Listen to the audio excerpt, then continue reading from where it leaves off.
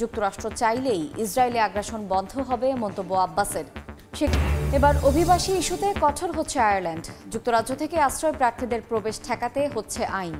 অবৈধভাবে ঢুকে পড়লে ফেরত পাঠানো হবে লন্ডনে। এবং 30 এপ্রিল রাতে বাংলাদেশের উদ্দেশ্যে রওনা দেবে এমভি আবদুল্লাহ। শেষ সময়ে কেনাকাটায় ব্যস্ত নাবিকরা মে মাসের দ্বিতীয় সপ্তাহে পৌঁছাবে চট্টগ্রাম বন্দরে।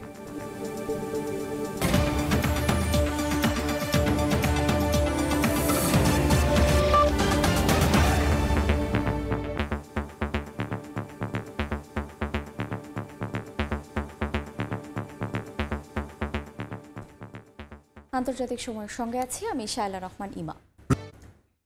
গাজা ইস্যুতে আন্তর্জাতিক সম্প্রদায় ব্যর্থতার পরিচয় দিয়েছে বলে দাবি সৌদি আরবের। সংকট নিরসনের জন্য সমাধান খুঁজে বের করার আহ্বান জানিয়েছেন সৌদি পররাষ্ট্রমন্ত্রী। এদিকে যুক্তরাষ্ট্র চাইলেই গাজায় ইসরায়েলি আগ্রাসন বন্ধ হবে বলে মন্তব্য করেছেন ফিলিস্তিনের প্রেসিডেন্ট মাহমুদ আব্বাস। এর মধ্যেই গাজায় যুদ্ধ বন্ধের দাবিতে যুক্তরাষ্ট্র জুড়ে জোরালো হচ্ছে শিক্ষার্থীদের আন্দোলন, চলছে ধরপাকড়। অবরুদ্ধ গাজায় ইসরায়েলি আগ্রাসন কেবল যুক্তরাষ্ট্রে বন্ধ করতে পারে বলে মন্তব্য করেছেন ফিলিস্তিনের প্রেসিডেন্ট মাহমুদ আব্বাস। সৌদি আরবে ওয়ার্ল্ড ইকোনমিক ফোরামের বিশেষ সম্মেলনে অংশ নিয়ে এই মন্তব্য করেন তিনি। একই সঙ্গে রাফায় অভিযান যাতে না হয় সেজন্য তেল আবিবকে নিষেধ করতে যুক্তরাষ্ট্রের প্রতি আহ্বান জানানোর কথাও জানান আব্বাস। এদিকে গাজা ইস্যুতে আন্তর্জাতিক সম্প্রদায় ব্যর্থতার পরিচয় দিয়েছে বলে মন্তব্য করেছেন সৌদি পররাষ্ট্রমন্ত্রী প্রিন্স ফয়সাল বিন ফারহান বিন আবদুল্লাহ। সংকট নিরসনে দ্রুত সমাধানের পথ খুঁজে বের করার আহ্বান জানান তিনি। এবার অভিবাসী ইস্যুতে কঠোর হচ্ছে আয়ারল্যান্ড। যুক্তরাজ্য থেকে আশ্রয় প্রার্থীদের প্রবেশ ঠেকাতে আগামী সপ্তাহেই দ্রুত আইন করতে যাচ্ছে দেশটির সরকার। এই আইনের ফলে যুক্তরাজ্য থেকে কেউ অবৈধভাবে প্রবেশ করে তাকে লন্ডনেই ফেরত পাঠানো হবে। এরই মধ্যে উত্তর আয়ারল্যান্ড থেকে অনেক আশ্রয় প্রার্থী ঢুকে পড়েছেন দেশটিতে। তাদেরকেও ফেরত পাঠাবে আইরিশ সরকার। আয়ারল্যান্ড থেকে সৈয়দ জুয়েলের রিপোর্টে বিস্তারিত। চলতি মাসে যুক্তরাজ্যের পার্লামেন্টে রুয়ান্ডা বিল পাস হয়, যার ফলে অবৈধ আশ্রয় প্রার্থীরা যুক্তরাজ্যে বসবাস করতে পারবে না। আগামী মাস থেকেই অবৈধদের ধরপাকড় শুরু করে ফেরত পাঠাবে দেশটি। এমন খবরে গেল কয়েকদিন আয়ারল্যান্ডের সীমান্তে উত্তর আয়ারল্যান্ড থেকে অনেকেই ঢুকে পড়েছেন। এমনিতে শুধু 1 লাখেরও বেশি ইউক্রেনীয়দের আশ্রয় দিয়েছে আয়ারল্যান্ড। পাশাপাশি অন্যান্য দেশেরও হাজার হাজার আশ্রয় প্রার্থী রয়েছে এখানে। এই অবস্থায় যুক্তরাজ্য থেকে মানুষের যে ঢলনামা শুরু করেছে তা বন্ধ করতে এবার বেশ কঠোর হয়েই মাঠে নামছে আইরিশ সরকার।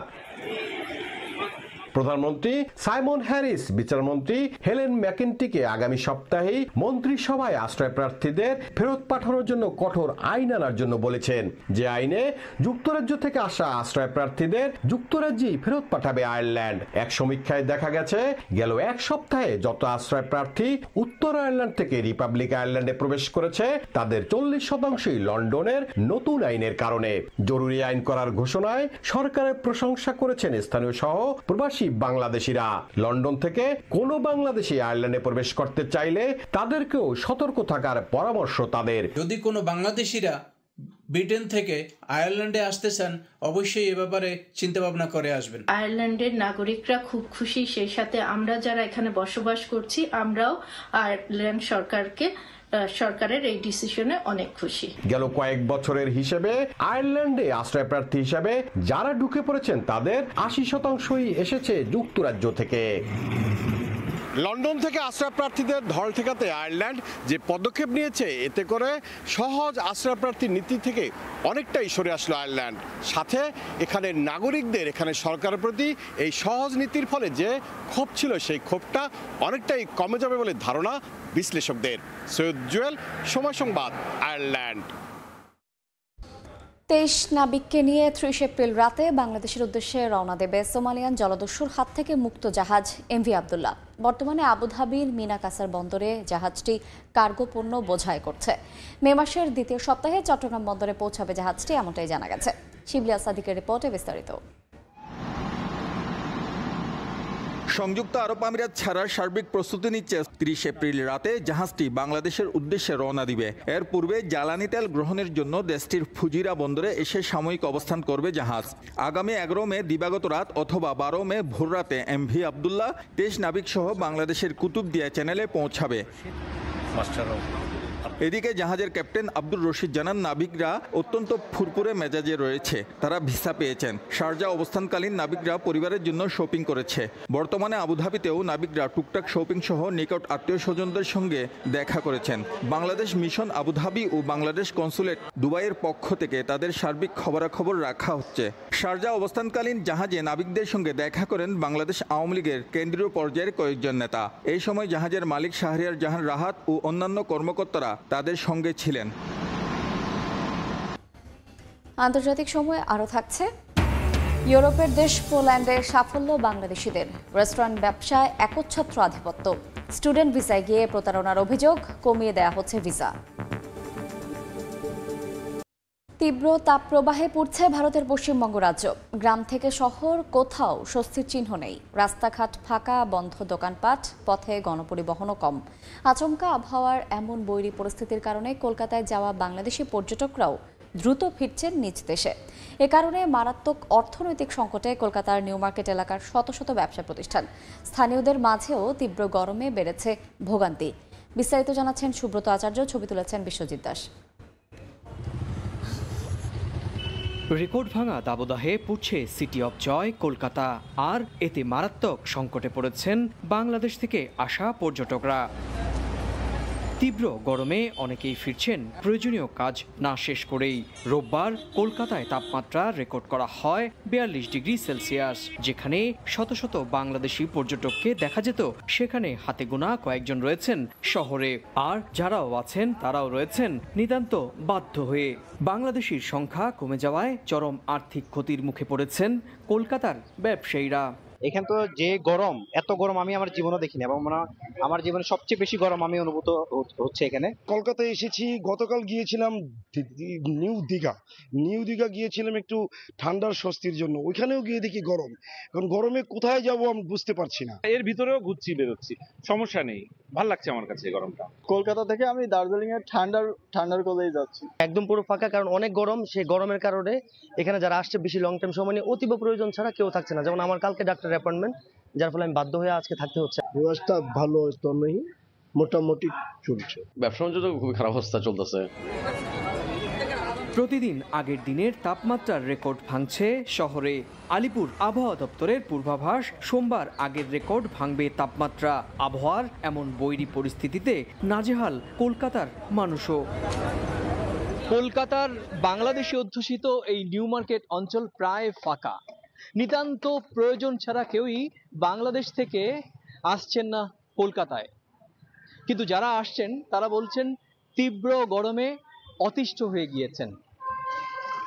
কলকাতার মার্কওয়ে স্ট্রিট থেকে সুব্রত আচার্য, সময় সংবাদ। দেখছেন আন্তর্জাতিক সময়। সেন্ট্রাল ইউরোপের দেশ পোল্যান্ডে দারুণ সাফল্য কুড়িয়েছেন বাংলাদেশি ব্যবসায়ীরা। দেশটির রেস্টুরেন্ট ব্যবসায় একরকম আধিপত্য রয়েছে প্রবাসী বাংলাদেশিদের। তবে স্টুডেন্ট ভিসায় গিয়ে পড়াশোনা না করা বা অন্য কোথাও চলে যাবার ঘটনায় বাংলাদেশিদের ভিসা দেয়া কমিয়ে দিয়েছে পোল্যান্ড। রেজওয়ানা কাব্যের ক্যামেরায় তারিকুল হাসান আশিকের রিপোর্ট। সেন্ট্রাল ইউরোপের অন্যতম বড় দেশ পোল্যান্ড। 3,12,696 বর্গ কিলোমিটার আয়তনের দেশটি ইউরোপীয় ইউনিয়নের ৫ম জনবহুল দেশ। ঐতিহাসিক ও প্রাকৃতিক সৌন্দর্যেও জুড়ি নেই পোল্যান্ডের। সবচেয়ে কাছের প্রতিবেশী হওয়ায় 4 কোটি জনসংখ্যার দেশটিতে আশ্রয় নিয়েছে প্রায় ৩৫ লাখ ইউক্রেনীয়। 9টি দেশের সঙ্গে সীমান্ত থাকায় পোল্যান্ডের নানা ক্ষেত্রে কাজ করছে বিপুল সংখ্যক অভিবাসী। পোল্যান্ডে বসবাস করছে উল্লেখযোগ্য সংখ্যক বাংলাদেশি অভিবাসী। দারুণ সাফল্য পেয়েছেন কেবাব বা রেস্টুরেন্ট ব্যবসায়।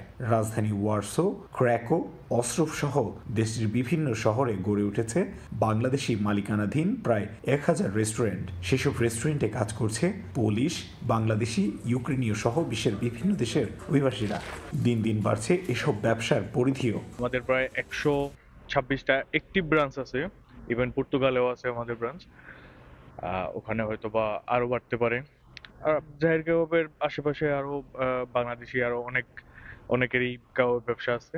ইউক্রেনীয় বাড়ায় অন্যান্য দেশ থেকে অভিবাসী নেওয়া কমিয়ে দিয়েছে পোল্যান্ড। একসময় উল্লেখযোগ্য সংখ্যক বাংলাদেশি শিক্ষার্থী দেশটির বিভিন্ন বিশ্ববিদ্যালয়ে উচ্চশিক্ষার সুযোগ পেলেও এখন কমেছে ভিসা পাবার হার। ভারতীয় নাগরিকদের ভিসা দিতে নয়াদিল্লিতে পোল্যান্ড দূতাবাসের কর্মকর্তাদের অবৈধ লেনদেন ও ভিসা জালিয়াতির বিষয়টিও ছিল ইউরোপীয় ইউনিয়নের আলোচনায়। এই ঘটনায় আটক হন বেশ কয়েকজন উচ্চপদস্থ পুলিশ কর্তা ব্যক্তি। এরপর এখনও স্বাভাবিক হয়নি পরিস্থিতি। পোল্যান্ডে বাংলাদেশিরা বেশ ভালো সাফল্য করলেও গেল কয়েক বছরে সংকুচিত হয়েছে নতুনদের আসার পথ। স্টুডেন্ট ভিসা এসে পড়াশোনা না করা অথবা ওয়ার্ক পারমিট ভিসা এসে অন্যত্র চলে যাওয়ায় পোল্যান্ডও ভিসা দেওয়ার হার কমিয়েছে। তাই এই আস্থার জায়গা তৈরি করতে ও সংকট সমাধানে পোল্যান্ডের বাংলাদেশ দূতাবাসও গুরুত্বপূর্ণ ভূমিকা রাখতে পারে বলে মনে করেন পোল্যান্ড প্রবাসীরা। তারিকুল হাসান আশিক, সময় সংবাদ, ওয়ারসো। দেখছেন আন্তর্জাতিক সময়। বাংলাদেশের স্থপতি জাতির পিতা বঙ্গবন্ধু শেখ মুজিবুর রহমানের জীবনাদর্শ বিশ্বময় তুলে ধরার অঙ্গীকারের মধ্য দিয়ে যুক্তরাষ্ট্রে শেষ হলো 7ম আন্তর্জাতিক বঙ্গবন্ধু সম্মেলন। লস অ্যাঞ্জেলেসের নর্থ হলিউডে স্থানীয় সময় শনিবার যুক্তরাষ্ট্র বঙ্গবন্ধু পরিষদ আয়োজিত এই সম্মেলনে অংশ নেন প্রবাসী বাংলাদেশি ও বিদেশিরা। ক্যালিফোর্নিয়া থেকে লস্কর আল মামুনের রিপোর্ট।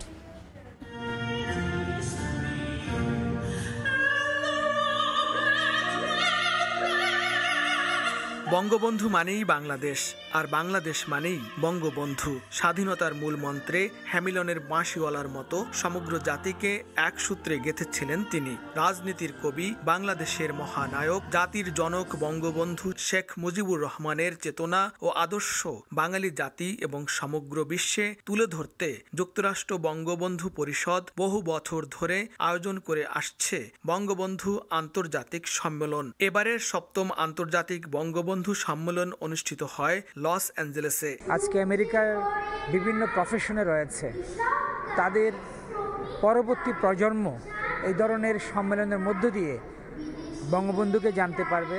সম্মেলনে বঙ্গবন্ধুর বৈদেশিক নীতি এবং প্রধানমন্ত্রী শেখ হাসিনার বাস্তবসম্মত বাস্তবায়ন শীর্ষক এক বিশেষ সেমিনারের আয়োজন করা হয়। বিভিন্ন স্টেট থেকে আমরা বেশ উল্লেখযোগ্য সংখ্যক ডেলিগেটস এই অনুষ্ঠানে অংশগ্রহণ করেছেন। এছাড়া তো স্থানীয় লোকরা ছিলেনই। এর মাধ্যমে নবীনরা ছড়িয়ে দিবে বঙ্গবন্ধুর আদর্শ এই যুক্তরাষ্ট্রের মাটিতে এবং সারা বিশ্বে, সেটাই আমাদের প্রত্যাশা। সম্মেলনের উদ্দেশ্য হচ্ছে আমাদের 1000 বছরের শ্রেষ্ঠ বাঙালি জাতির জনক বঙ্গবন্ধু শেখ মুজিবুর রহমানের লাইফ এবং লেগেসি নিয়ে আমাদের মেইন স্ট্রিমে এবং আমাদের নেক্সট প্রজন্মের কাছে উনাকে তুলে ধরা। পরে বাংলাদেশের ব্যান্ড সোলসের একক সঙ্গীত পরিবেশনা মুগ্ধ করে দর্শকদের। আগামীতে আরও বড় পরিসরে এই সম্মেলন করার ঘোষণা দিয়েছে যুক্তরাষ্ট্র বঙ্গবন্ধু পরিষদ। লস্কর আল মামুন, সময় সংবাদ, লস অ্যাঞ্জেলেস, যুক্তরাষ্ট্র। আন্তর্জাতিক সময়ের শীর্ষ সংবাদ জানিয়ে দিচ্ছি আরেকবার। যুক্তরাষ্ট্র চাইলেই ইসরায়েলি আগ্রাসন বন্ধ হবে, মন্তব্য আব্বাসের। শিক্ষার্থীদের বিক্ষোভ অব্যাহত। এই ছিল আন্তর্জাতিক সময়ে।